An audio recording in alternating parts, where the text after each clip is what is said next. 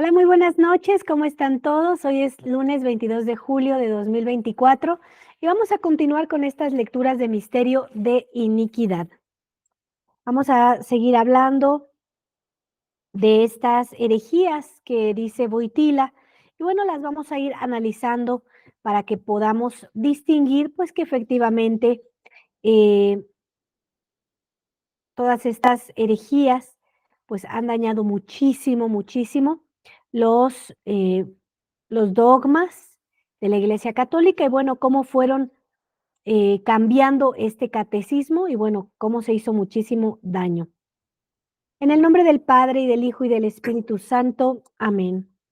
Ave María, gratia plena Dominus tecum, benedicta tu in mulieribus et benedictus fructus ventris tui, Iesus. Santa María, Mater Dei, ora pro nobis peccatoribus, nunc et in hora mortis nostre. Amén. En el nombre del Padre y del Hijo y del Espíritu Santo. Amén. Voy a leer una parte que habíamos leído anteriormente. Boitila impone ex cátedra a la Iglesia Universal el Catecismo de la Iglesia Católica. El Catecismo de la Iglesia Católica que yo he aprobado el 25 de junio último, eso en 1992, y cuya publicación ordeno hoy en virtud de la autoridad apostólica, es una exposición de la fe de la Iglesia y de la doctrina católica, atestiguadas o esclarecidas por la Escritura Santa, la tradición apostólica y el magisterio eclesiástico. Yo lo reconozco como una norma segura para la enseñanza de la fe. La aprobación y la publicación del catecismo constituyen un servicio que el sucesor de Pedro quiere dar a la Santa Iglesia Católica. Yo demando pues a los pastores de la Iglesia y a los fieles recibir este catecismo, que les es dado con el fin de servir de texto de referencia seguro y auténtico para la enseñanza de la doctrina católica. Los términos empleados comprometen la infalibilidad como sucesor de Pedro, en virtud de su autoridad apostólica. Boitila demanda a todos los fieles recibir este catecismo como siendo una norma segura de la fe católica. Boitila ha aprobado ex cátedra un catecismo hereje. En consecuencia, ¿cómo podría ser el vicario de Cristo? Boitila niega muchos artículos del credo. A continuación, algunas muestras de textos heréticos. Es una lista no exhaustiva de los errores en la fe cometidos por Boitila. Serán presentados metódicamente siguiendo el orden adoptado por el credo de Nicea-Constantinopla. Entonces sabemos que Boitila aprueba un catecismo que es herético, ¿sí? Hace el cambio de varias oraciones, pues haciendo esto pues como un catecismo falso, ¿sí? En este catecismo falso, si ustedes se percatan, hay el cambio del Padre Nuestro, hay la creación de ministros extraordinarios de la Eucaristía, lo cual nunca ha sido y no debe de ser por parte de la Iglesia Católica. Así que vamos a ir viendo varios de estos errores. Dice, creo en Dios Padre Todopoderoso. Errores sobre el poder político. Es bien conocido que todo poder viene de Dios, San Pablo, y que por reconocimiento y por deber, los jefes de gobierno deben ejercer la autoridad conforme a la voluntad de Dios, haciendo respetar la moral cristiana y prohibiendo las falsas religiones. Entonces, fíjense aquí cómo lo dice, ¿verdad? El poder viene de Dios.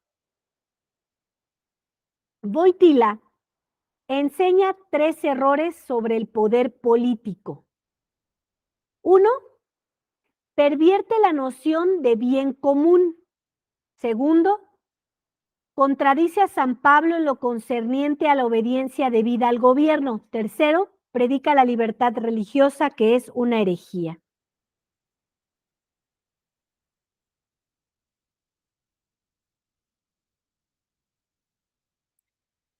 ¿Qué es el bien común?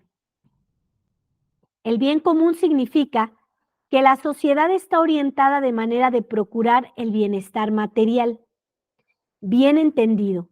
Pero el bien común requiere, en primer lugar y sobre todo, que las condiciones sean óptimas para ayudar a los ciudadanos a conseguir su salud eterna. El gobierno debe, en efecto, aplicar su esfuerzo a procurar la salud que ha tomado la carga de gobernar.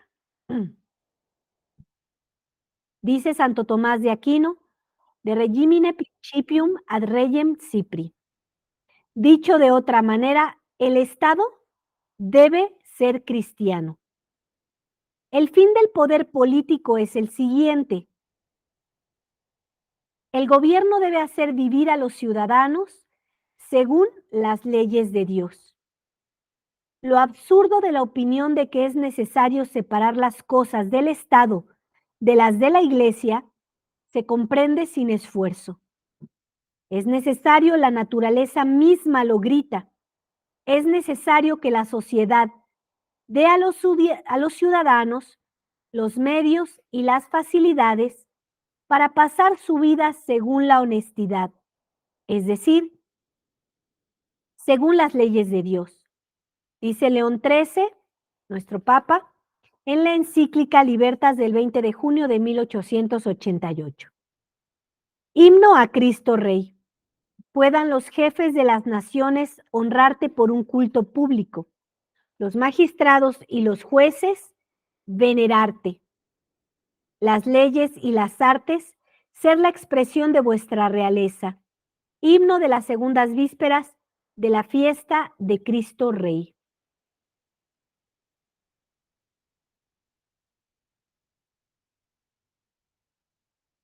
Este himno fue suprimido bajo Montini. La separación de la Iglesia y el Estado tuvo lugar por iniciativa de Montini. Colombia, 1973, Portugal, 1975, España, 1976. Y de Boitila, Perú, 1980, Italia, 1984. Notemos bien la diferencia con las separaciones anteriores. En Francia, por ejemplo,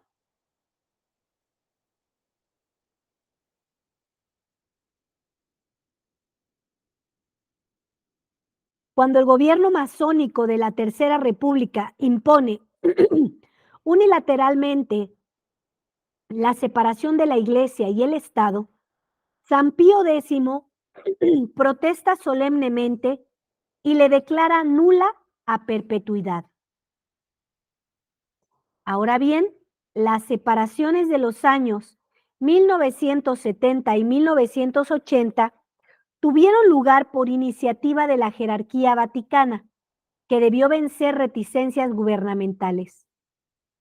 En una conferencia dada en Barcelona el 29 de diciembre de 1975, Monseñor Lefebvre revela que había sabido por el secretario mismo de la Conferencia Episcopal Colombiana que el Vaticano había presionado a la presidencia de la República durante 2 años para obtener la separación de la Iglesia y el Estado en Colombia. Fíjense cómo, cómo esto es muy, muy importante de comprender. Sabemos por el credo que todo poder viene de Dios, ¿verdad? Y que los estados deben someterse a la ley de Dios. Pero desde el Concilio Vaticano II se empieza a hacer este cambio de mentalidad. Hay que separar el Estado y la Iglesia. Hay que quitarle el reinado a la Iglesia. Hay personas que me hacen las preguntas, Dulce, pero ¿cómo yo sé que esto es verdad? Pues bien sencillo, porque Dios, la Iglesia Católica, han dicho algo siempre, lo mismo. Y en el Concilio Vaticano II empiezan a decir cosas diferentes. Si tú escuchas una iglesia que por 2000 años, 1958 años, han dicho que los estados se someten a Dios, por eso las jerarquías, por eso los reyes eran, también se les hacía una consagración por parte de la iglesia. Entonces estaban unidos y de repente hay una desunión. Uno se debe de empezar a preguntar, ¿por qué este cambio? Y si yo sé que la Iglesia Católica no cambia, no lo puedo aceptar. Ujú. La noción de bien común fue redefinida por la secta conciliar. En nombre del bien común, los poderes públicos están obligados a respetar los derechos fundamentales e inalienables de la persona humana. El bien común reside en el ejercicio de las libertades naturales, entre las cuales el derecho a la justa libertad, incluso en materia religiosa, Catecismo de la Iglesia Católica número 1907. Este catecismo enumera todavía como componentes del bien común alimentación, vestimenta, salud, trabajo, paz, pero no hace ninguna mención de las leyes cristianas, cuya observación lleva a la felicidad eterna. Este era un tema que ni siquiera se discutía, se sabía que es así. Y hoy tenemos que entender que eso no ha cambiado, que la ley de Dios no ha cambiado, que el Nuevo Testamento no ha cambiado. Todo debe sujetarse al único rey que tenemos, que es nuestro Señor Jesucristo. Siempre habrá personas que no quieran hacer caso. Vemos, no sé si tuvieron oportunidad de leer la homilía de este domingo. Recuerden que todos los sábados les enviamos una homilía que contiene la misa del domingo y la homilía del domingo, es decir, todo de lo que va a tratar la epístola, el evangelio, el gradual, el ofertorio y la homilía. En esta homilía se habla de algo muy hermoso que es el momento decisivo de la gracia. Cómo todos tenemos este instante decisivo de la gracia. Y entonces vemos cómo Judas tuvo su momento de gracia, pero no lo quiso reconocer. El mal ladrón tuvo su momento decisivo de la gracia, pero tampoco la reconoció. Sodoma y Gomorra también tuvieron el momento decisivo de la gracia, donde fueron visitados por Dios y lo rechazaron. Así como muchos otros que tuvieron el momento decisivo de la gracia y lo abrazaron, como María Magdalena, como el buen ladrón, como San Dimas, como Zaqueo, también supo reconocer el momento decisivo de la gracia, como, ¿quién más?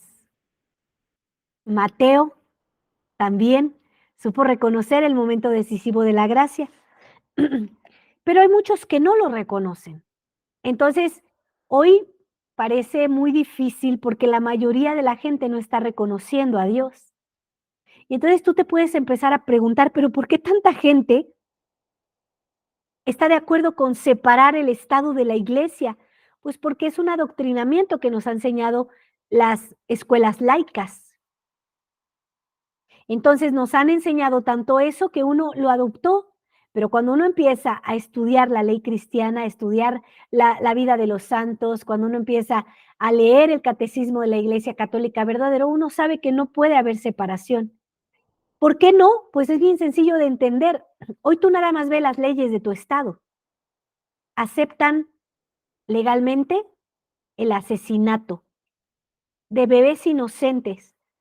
Nuestro Señor Jesucristo jamás acepta la muerte como algo. No, bueno, el mandamiento es no matarás. Sí comprendemos estas cosas. Entonces, si yo veo que hay alguien que está yendo en contra de la doctrina católica, pues yo sé que no son católicos y que no aman a Cristo. En el tiempo de Noé, cuando él estaba siendo visitado por Dios y él aceptó el momento decisivo de la gracia de construir esta arca, solamente se salvó él y su familia. Todos los demás no quisieron escuchar su locura, pero él sí le creyó a Dios. Entonces,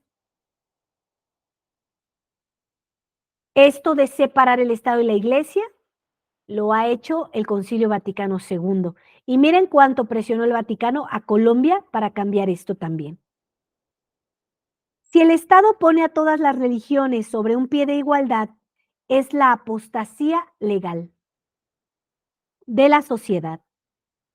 Tal es el veredicto del Papa León XIII, que enseña: un Estado que adopte la libertad religiosa toma una actitud condenada no solamente por la fe, sino por la razón y por el sentimiento común de los antiguos paganos, ellos mismos condenados.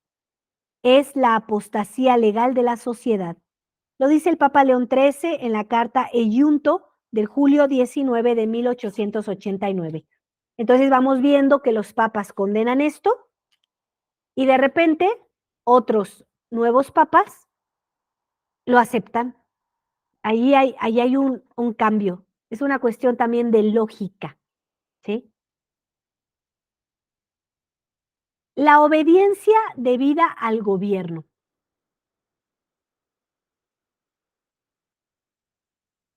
¿La rebelión contra el poder es autorizada? No, seguramente. Es prohibido rebelarse contra los jefes, pues todo poder viene de Dios y no del pueblo. Temed a Dios, respetad al rey. Primera de Pedro 2:17. Que todo hombre se someta a las potestades superiores, pues no hay potestad que no venga de Dios, y es Él quien ha establecido todas aquellas que hay en el mundo. Quien quiera resista pues a las potestades, resiste al orden de Dios. Aquellos que las resisten atraen la condenación sobre ellos mismos. Romanos 13:1-2. ¿Un cristiano puede resistir a la opresión de un gobierno verdaderamente tiránico? Y si alguna vez sucede que los príncipes ejercen su potestad temerariamente y fuera de sus límites, la doctrina de la Iglesia Católica no consiente sublevarse particularmente y a capricho contra ellos, no sea que la tranquilidad del orden sea más y más perturbada, o que la sociedad reciba de ahí mayor detrimento. Y si la cosa llegase al punto de no vislumbrarse otra esperanza de salud, enseña que el remedio se ha de acelerar con los méritos de la cristiana paciencia y las fervientes súplicas a Dios. León XIII, encíclica Quod Apostolici, del 28 de diciembre de 1878.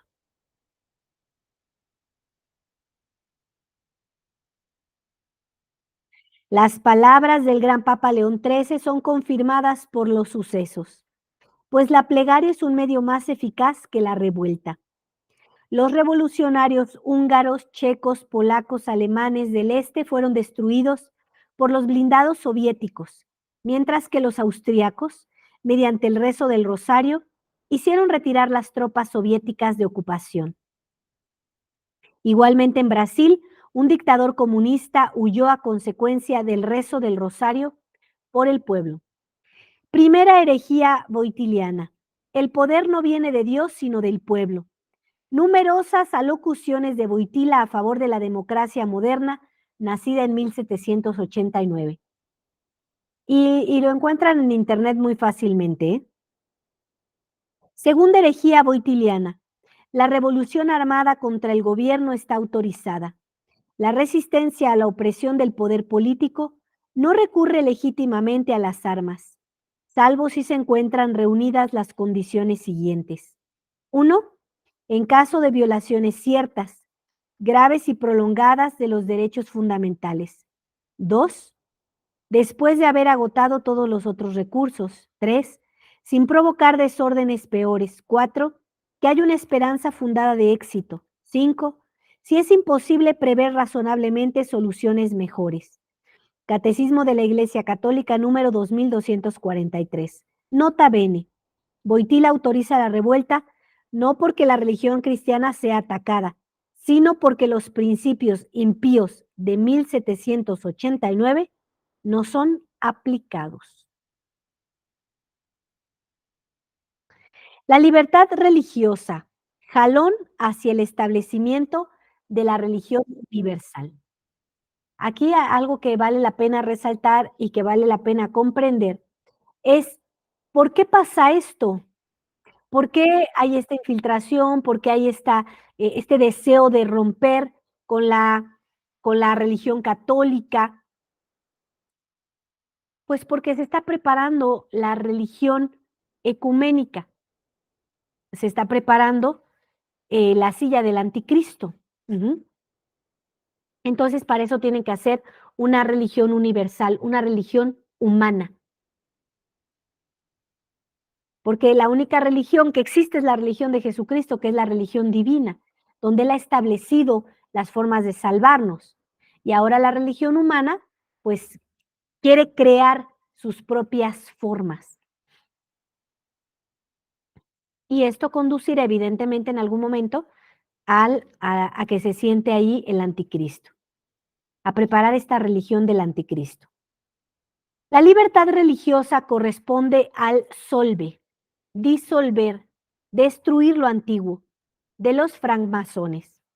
La construcción de una federación universal de todas las religiones corresponde al coagular, construir sobre nuevas bases, masónico. Montini ha hecho la primera fase, Wojtyla inaugura la segunda, solve et coagula.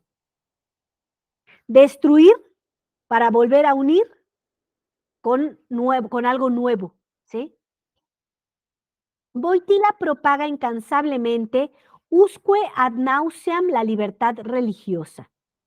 Y todavía va más lejos porque estima que las oraciones de los adeptos de otras religiones dirigidas a sus fetiches o manitús son más eficaces que un Ave María. Durante la reunión de Asís, 26 de octubre de 1986, en efecto, ningún Ave María fue dicho. Por el contrario, una estatua de Buda fue puesta sobre el altar católico e incensada. A un verdadero católico esto ya le debería de ganar su celo apostólico. Ya debería de ganarle. ¿Mm? Sentir este celo.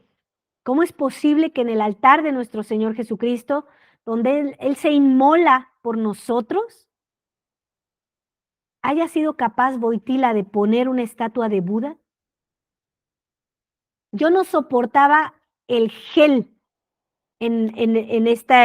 cuando hubo esta enfermedad planeada también. No soportaba que pusieran el gel en el altar, porque todo lo que hay en el altar debe de estar completamente consagrado a Dios. No soportaba que pusieran su cubrebocas.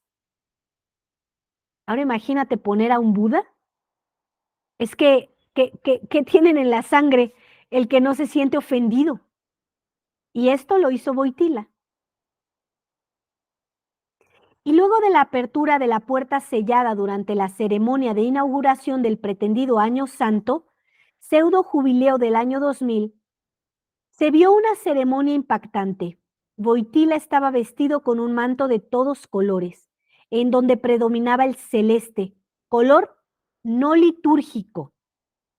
Cantores protestantes, judíos, musulmanes, iban allí recitando sus cánticos, mientras que mujeres asiáticas, no cristianas, ornaban la puerta santa con flores y la frotaban con perfumes. Vaya uno a saber a qué rito pagano corresponde esto.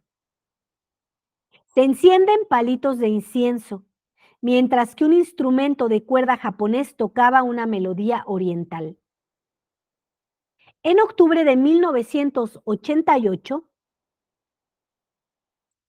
en Estrasburgo, Wojtyla dijo, conversando con jóvenes, ahora que voy a ser el representante de la religión universal, esta religión universal no tendrá dogmas, como lo profetizó Víctor Hugo. El siglo XX será el del fin de los dogmas. El único dogma que quedará será el del culto del hombre, el dogma del hombre Dios. Será en adelante aplicado a cada hombre, que deviene así también y sobre todo hombre Dios. Cada religión, unida en la diversidad con las otras religiones, aportará por su liturgia y sus ceremonias particulares un toque folclórico a la religión universal. El avenir no es difícil de prever. Esto será la federación de todas las religiones del globo, bajo la batuta condescendiente del anticristo. Imagínense nada más. Qué desgracia, ¿verdad? Qué desgracia, esto es importante, que la gente lo conozca, que la gente esté enterada, que la gente lo sepa, porque entonces empieza a haber un entendimiento de qué es lo que realmente está pasando. La gente sencilla como tú y yo, que nos sorprende por qué están haciendo esto, cuesta mucho trabajo de creer, pero una vez que lo entiendes, que lo sabes, sabes que te estás jugando la vida eterna si permaneces en el modernismo, porque allí no hay absolutamente nada más que destrucción, muerte, y han venido a robar y a trasquilar la lana de las ovejas. Así que mediten esto, pónganlo en manos de Dios, pídanle recta intención, pídanle sabiduría y que los conduzca a la verdad. El día 4, 5 y 6 de octubre de este año, nosotros tenemos un retiro aquí en el Estado de México, muy cerca de la capilla, acá en Cuautitlán Izcalli, donde va a haber sacramentos completos. En 1969 se cambió el bautizo y quitaron exorcismos. Así que el obispo, Monseñor Rodrigo da Silva, va a hacer una completud de bautizo y para los que estén bautizados después del 69 y va a hacer confirmaciones también, porque también el rito fue cambiado. Va a haber confesiones. Para los que se han confesado en el modernismo, sepan que el rito también cambió de la absolución. ¿Eso qué quiere decir? Que no estamos confesados verdaderamente. Entonces, necesitas confesarte, ¿sí? Así que en este retiro va a haber algunas conferencias y va a haber la oportunidad de la recepción de los sacramentos, que es lo más importante, porque es la vida que nos ha dejado nuestro Señor Jesucristo. Evidentemente, los que estén en estado de gracia podrán comulgar. Hay gente que no está en estado de gracia, ¿sí? Entonces, si las mujeres vienen con pantalón, evidentemente no pueden comulgar, ¿sí? Porque hay una vestimenta de modestia adecuada. Entonces, les sugerimos ponerse en contacto para que se puedan inscribir. El costo del retiro es de 4,500 pesos y más si alguien desea o necesita los sacramentos, ¿sí? Entonces, el costo de los sacramentos es de 400 pesos, de la completud del bautizo y de la confirmación. Entonces, no se jueguen la vida eterna. En verdad, lo que les estamos diciendo es la verdad de la Iglesia Católica. ¿Y cómo lo sabes? Pues tú lo puedes reconocer por la militancia. Se dice lo mismo que ha dicho nuestro Señor Jesucristo: sean santos, sean perfectos como mi Padre es perfecto. Y esto solamente se puede con doctrina verdadera, no con doctrina falsa, con un catecismo verdadero, no con un catecismo falso, con sacramentos verdaderos, no con sacramentos falsos. Así que, hermanos, en verdad, yo les digo, les invito a vivir los sacramentos verdaderos y a buscar la felicidad eterna. En esta vida vamos a sufrir mucho. Los verdaderos cristianos recibimos persecuciones, calumnias, injurias, al igual que nuestra cabeza, nuestro Señor Jesucristo, pero es que nuestra esperanza no está puesta en este mundo, está puesta en la vida eterna. Así que no te juegues la vida eterna. Sabemos que esta vida está llena de complicaciones, pero si estás tomado de la mano de nuestro Señor Jesucristo, pues vas a obtener la fortaleza y la sabiduría para atravesar, pues, este caminar. Así que mi deber es decirles la verdad, mi deber es mostrarles la verdad, darles los argumentos, tu deber es rezar, tu deber es sacar de tu corazón todo lo que te impide poder reconocer esta verdad. Pero bueno, yo hago mi trabajo y yo espero que tú hagas el tuyo. Que Dios les bendiga. Vamos a rezar un Padre Nuestro, un Ave María y un Gloria por Monseñor Rodrigo da Silva. Lo encomendamos enteramente a la Santísima Trinidad para que lo bendigan, lo defiendan, lo protejan, lo hagan santo y le agradecemos a la Santísima Trinidad por el privilegio inmenso que es tenerlo como obispo de la Iglesia Católica. Pater noster qui es in celi sanctificetur nomen tuum, adveniat regnum tuum, fiat voluntas tua sicut in cielo et in terra. panem nostrum quotidianum da nobis hodie, et dimite nobis debita nostra, sic ut et nos dimittimus debitoribus nostris, et ne nos inducas in tentationem, sed libera nos a malo. Amen. Ave Maria, gratia plena Dominus tecum, benedicta tu in mulieribus et benedictus fructus ventris tui, Iesus. Sancta Maria, Mater Dei, ora pro nobis peccatoribus, nunc et in hora mortis nostre. Amen.